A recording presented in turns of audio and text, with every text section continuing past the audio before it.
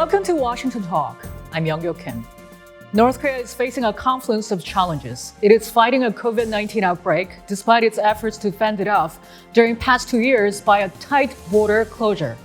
At the same time, the country is suffering a drought while it is still struggling in the economic aftermath of the sanctions. Today, we'll discuss these and more.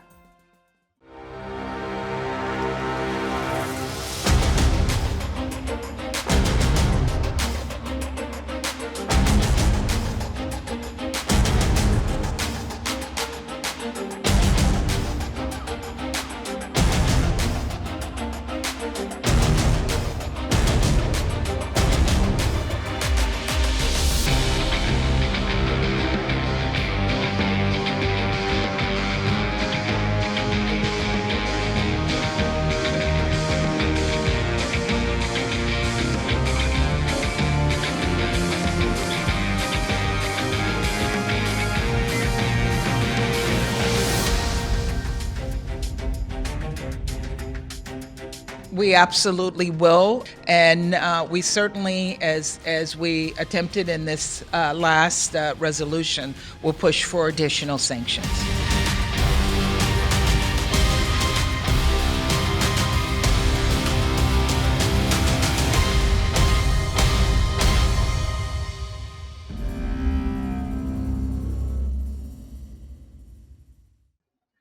In the studio with me is William Brown, professor at the University of Maryland Global Campus. Professor Brown spent 3 decades in the U.S. government, including the CIA and the Commerce Department, focusing on the North Korean and Chinese economies. Also joining me is David Maxwell, senior fellow at the Foundation for Defense of Democracies and the Global Peace Foundation. Colonel Maxwell was a planner for the United Nations Command and the Combined Forces Command. Thank you so much for being with us today. Really good to have you both in the studio. Yes. Fun to be here. Thank you. Great to be back. Thank you. Only recently, North Korea admitted to the outbreak of coronavirus. And North Korea shut its borders for the past 2 years. And it hit the country's economy pretty hard. Professor Brown, will the new outbreak of the coronavirus make the situation worse? I think there's no doubt that it's already becoming quite bad. You know, with North Korea, we're always talking about how poor the economy is. Usually they struggle through, they kind of meander along. It's always very poor place, though. But now the level of hysteria coming out of North Korea seems different. Seems quite different. What the media is talking about, what Kim Jong-un is talking about. It's a little bit scary. Maybe it's temporary. Maybe they'll get over it quickly. But for right now, at the early June, it looks like a very, very difficult time in North Korea. Right. Colonel Maxwell, it is obvious North Korea is going through economic difficulties. Do you think the current situation is comparable to the Great Famine they experienced in the 1990s? Yes, but I also think it's potentially worse. And that's really because in the 1990s, while it was tremendous suffering, the North had some safety valves. The first one was the implementation of the Sunshine Policy in the South, which transferred hundreds of millions of dollars to the regime, and that really saved the regime. The second safety valve was a development of the markets. After the public distribution system failed, the people developed markets, and up to today, there's some 400 markets that are operating. The difference is that today there won't be any relief monetarily because there can be no sunshine policy with the sanctions that are in place and the financial restrictions under U.S. law. And also, Kim Jong-un has used COVID to crack down on the markets, to stop movement, and really to shut down information flow, access to currency. And so there's really no relief valve for the people. Because of that, we really have to watch for indicators of growing instability, which could really be a threat to the regime. So like Professor Brown, I'm very concerned, and I think we need to really watch closely because something could happen inside North Korea. We can't predict what will happen, when it will happen, but we need to be ready and observant for the indicators that might tell us what will happen. Professor Brown, what are the signs that North Korean economy is really in a dire situation? I think the major sign is the North Korean media itself, what they're announcing on KCNA every day now. Just looked at it today. So all these worries, they're very worried. They're talking heroically about all the struggles they're going through, how they're going to maintain. But clearly, there's a level of worry in the official media that I haven't seen before. That would be my major indicator. But there are plenty of others also. The trade situation, which I follow fairly closely, has been very, very bad since it's gone progressively downhill. The sanctions came on board. Those, for a long time, were not that meaningful. Then China came on board with them 2017. They became very meaningful. The sanctions basically make it hard for North Korea to earn money. But with the pandemic closures in January 2020, they shut down imports as well. So that actually had some positive impact on their currency, but it's made it impossible for all kinds of materials to come into North Korea, and that's hurting the people. Everybody they are pretty self-reliant, but everybody depends on something from the outside that's not coming in, and so it's been very harmful. Colonel Maxwell, how do you think that this whole COVID-19 outbreak would have impacted the lives of North Korean people? I think there's tremendous impact. There's tremendous suffering. And really, the reason for that is the deliberate decisions being made by Kim Jong-un to prioritize not only COVID defense, but also the continued development of his nuclear weapons, his missiles, his advanced military capabilities. And he prioritizes that development over the welfare of the Korean people. And so the decision to shut down the border to both legal trade and smuggling has really had an impact. And the people just don't have the ability to obtain the goods they need from the outside world. And so people are suffering. But they're suffering because of the decisions of Kim Jong-un, and Kim Jong-un is solely responsible for what is happening inside North Korea. CIA, in its latest update on the World Factbook, estimated economic constraints, particularly resulting from the global impact of the COVID-19 pandemic on North Korea. And it said it has increased the population's vulnerability to food insecurity, and the food gap is estimated at about 860,000 metric tons, equivalent to approximately 2 to 3 months of food use. And recently, North Korea is also fighting against drought. Professor Brown, where do North Korean people get food now? That data, the 860,000 tons, CIA published that in their fact book. It's old data. Yeah. This is work done by the UN Food and Agricultural Organization, the FAO, that published a very nice report back in June. So I don't know why they're publishing now. A year makes a difference, so it's a year old. I'm not disputing the number. FAO came up with that number, 860,000 tons. But it's a whole year later now. They had a fairly good harvest, I think, surprisingly good harvest last September. So they're probably, the food situation may not be as dire as that report suggested. The more immediate concern, though, to me, is what David was talking about. During the famine era, their socialist system broke down and people stopped getting their rations. That created room for markets to develop, and markets have been growing quite well since then. But recently, the markets have gotten shut by this virus issue. So the concern in the 90s, what they talked about, a famine in place, because food would not move around given the strictures of the communist system. People couldn't buy and sell it, so it just wouldn't move. People would die in one village and be fine in the next village. Markets prevent that from happening because food moves around where it's needed. But now I'm concerned that these markets are not operating well, and you could have, and I think we're seeing some indications, of famine in place. So a little family just running out of food, not having any money. Money becomes the issue, not the ration ticket. And a lot of people don't have any money. So I think the situation now is probably more of a distributional problem rather than a supply problem. Colonel Maxwell, at a time like this, does North Korea mobilize military to ease the situation? Is there any way? Well, I think we're seeing that. We're seeing the military mobilize. And we should remember that the military is really the best functioning institution inside North Korea. And so they are using the military to distribute medicine, and humanitarian assistance.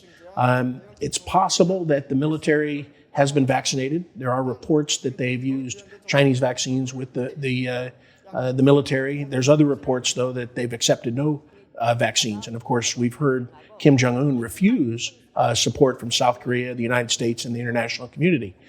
The problem is, if the military is not well vaccinated and they're exposed to COVID, that could really, and an outbreak occurs within the military, that could really be dangerous, because the loss of coherency of the military, the breakdown of the military because of the pandemic, could lead to loss of military support for the regime.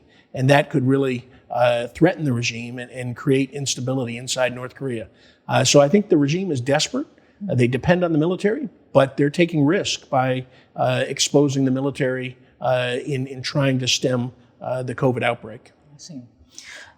Despite all this, North Korea is not stopping its efforts to advance the nuclear and missile programs. Now, according to CIA, again, between 2010 and 2019, military expenditures accounted for an estimated 20 to 25% of North Korea's GDP annually. Professor Brown, how significant is this number? The number itself is, very much of an estimate.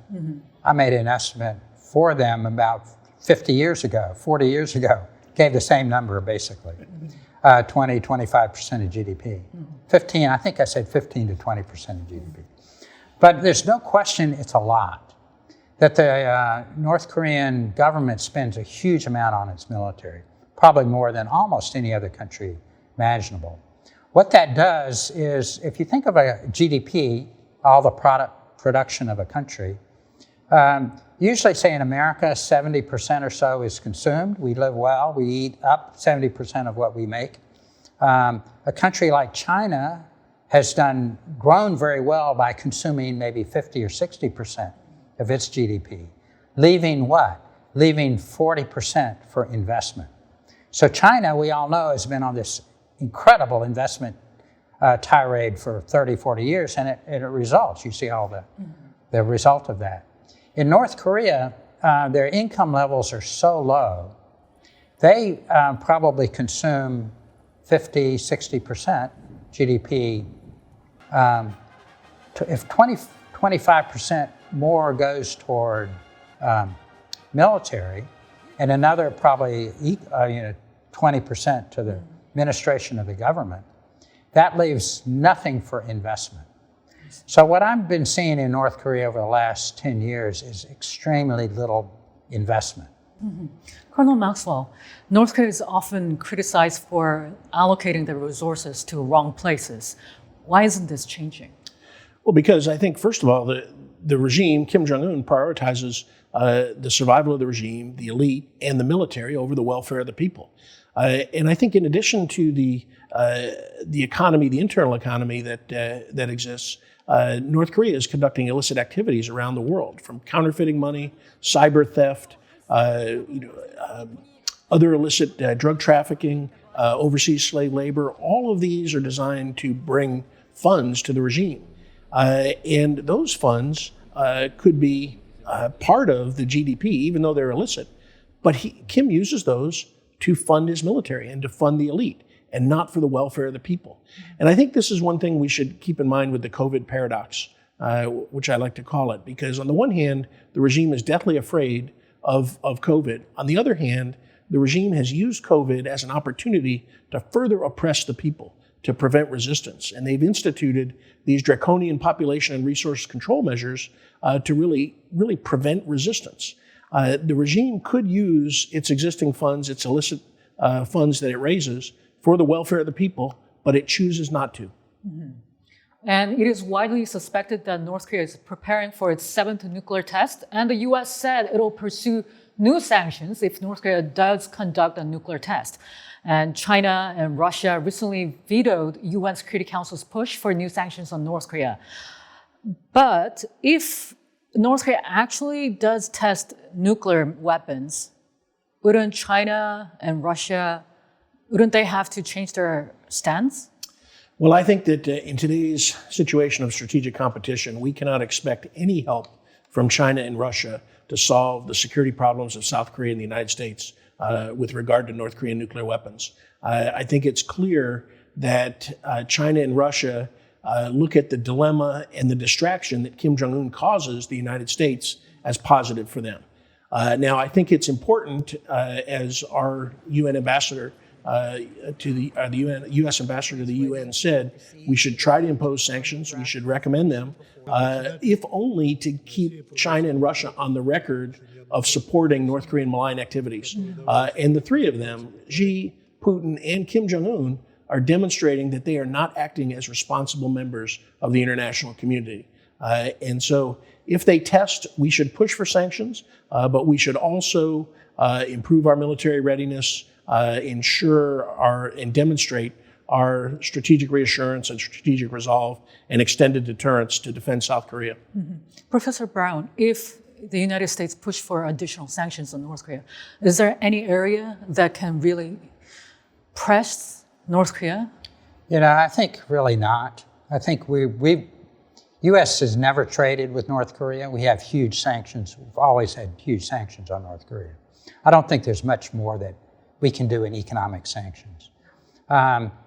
There's other things other countries could do, but I think it's important to recognize that the sanctions are in place. It's not, a sanction doesn't have to be constantly put on. It's like you've turned the water off. It's not coming on. Maybe a little bit of a dribble through smuggling, and maybe you can tighten that valve a little bit, but the valve is closed basically. North Korea is not trading. It's not being able to export. I don't know what more we could do, stop more exports. It's just nothing more for them to export. So the critical thing is really China and maybe Russia. Again, though, I think we have to recognize, I'm quite agreement. China does not deal with North Korea on our behalf or on South Korea's behalf. It does it on its own behalf. I'm convinced China does not want a nuclear state in North Korea. The Secretary of State, Tony Blinken, recently said there's when it comes to North Korea, China has a major role to play. And Sung Kim, who's now visiting Seoul, he also stressed China's role in denuclearizing North Korea. Is China really a lifeline for North Korea? It is, and I think we have to recognize that the neighboring states, they're ideologically close. They have a long history. They fought a war with us. There's a limit to what we can do with North Korea, as long as China, maybe a little bit Russia, don't want it to happen. So we have to work with China. I'm completely convinced of that. If we don't work with China, it puts North Korea in kind of a tricky spot. They have to decide how much do they want to depend on China. All this juche kind of talk, they don't want to depend on China either. So there's room, I think, for us to maneuver there. One thing I like to point out, though, is that, with petroleum, North Korea does not produce any petroleum. It has no petroleum resources. All of its petroleum comes from China. The crude oil comes free, and China has always given them a substantial amount of crude oil. They buy petroleum products within the UN sanctions limit, and then more than that. But China has a little pipeline into North Korea, crude oil pipeline. They can turn the valve on that and really squeeze North Korea. They don't. I have a little different take as well, because I actually think that it is not the nuclear weapons that concern China as much as instability or war. Yeah. I think the three no's: no war, no collapse, and no nuclear weapons. They're 2 out of 3 is pretty good there. And so I think that the reluctance of China to really pressure about nuclear weapons may be reluctant to do so out of fear that it could cause instability. And so, shutting off that last lever, petroleum, could do tremendous damage. And if that creates instability in North Korea, I think that is a greater risk to China than a nuclear test. And so I think that's what restrains China from really trying to pressure North Korea about nuclear weapons. So then my last question for today, Colonel Maxwell first. What is the way out for us? I mean, North Korea is ramping up. I mean, they're, raising our sort of expectations that they're going to have a 7th nuclear test. Can we stop it, or shall we just wait for it and then start talking? Well, our policy has been we're ready to talk, willing to talk anywhere, anytime without preconditions. So I really wouldn't want to wait till after a nuclear test to talk. And in fact, if they conduct a nuclear test, I think all bets are off. But I think that a nuclear test is not something we can necessarily prevent. They are going to test, I think, for 2 reasons. One is if they must advance their program. They may have to test a nuclear weapon to see if they've sufficiently miniaturized one to put on an ICBM.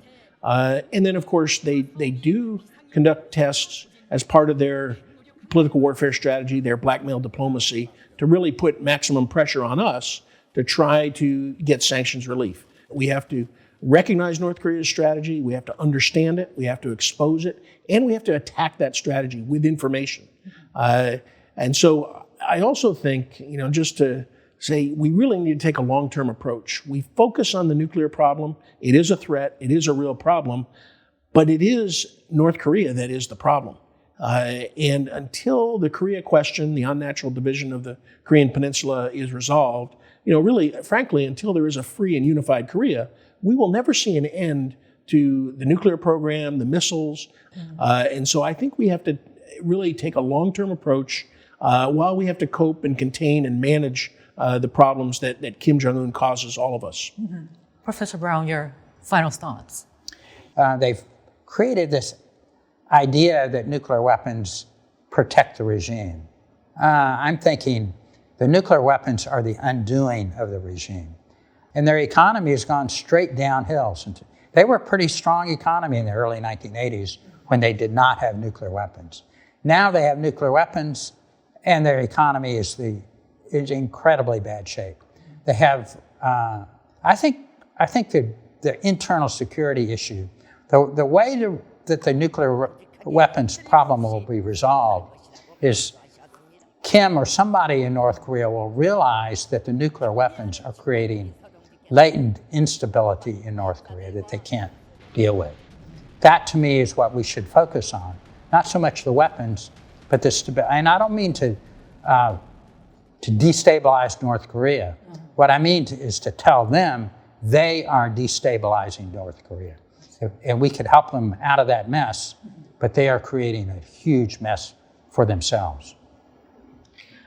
North Korea, which is under sanctions for developing nuclear weapons in defiance of United Nations Security Council resolutions, has taken over as head of the United Nations Conference on Disarmament this month. Some 50 countries have voiced their criticism that North Korea is being tasked with chairing the body aimed at striking disarmament deals when the country tested a flurry of ballistic missiles and appears to be preparing to conduct a new nuclear test for the first time since 2017. As the State Department made it clear, it certainly calls the forum's effectiveness into question. Professor Brown and Colonel Maxwell, thank you so much for being with us today. It was so good to see you in person. No, thank you. Thank you. Great to be here. Yeah.